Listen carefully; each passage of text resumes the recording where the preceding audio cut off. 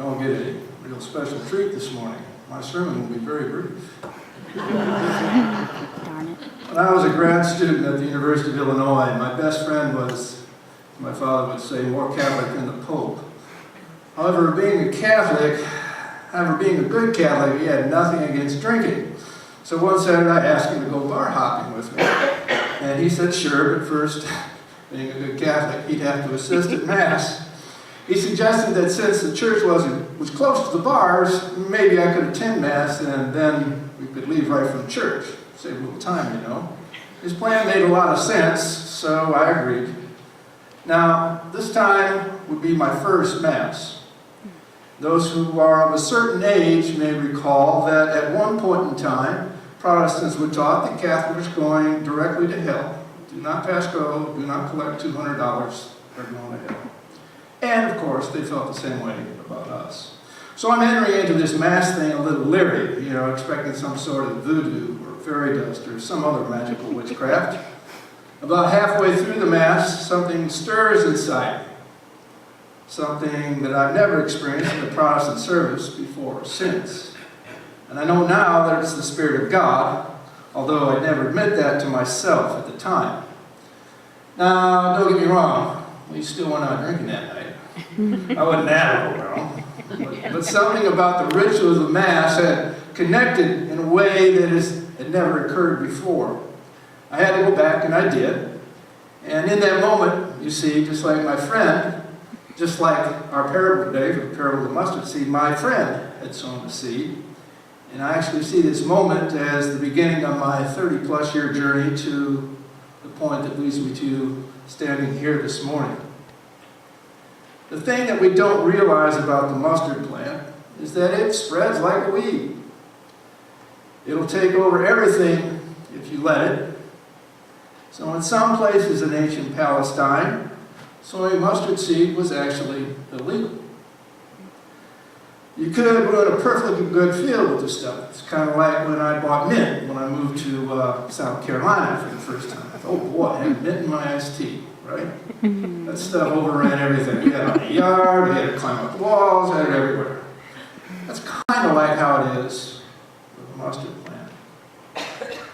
So given the right conditions, the growth of the mustard seed is uncontrollable. And in some ways, that's how I've experienced the reign of God in my life. So the reign of God is like a weed. There's an interesting metaphor.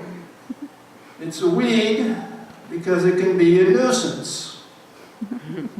It gets in the way of our plans. Like, who in their right mind would want to leave a good-paying job to go to divinity school and incur debt at the ripe old age of 50? So we try to pull out the weed, or we try to stunt its growth. You know, I'm just the same. At one point in my illustrious professional career, I accepted a job from a firm whose main client was a tobacco company. I did it for the money, of course.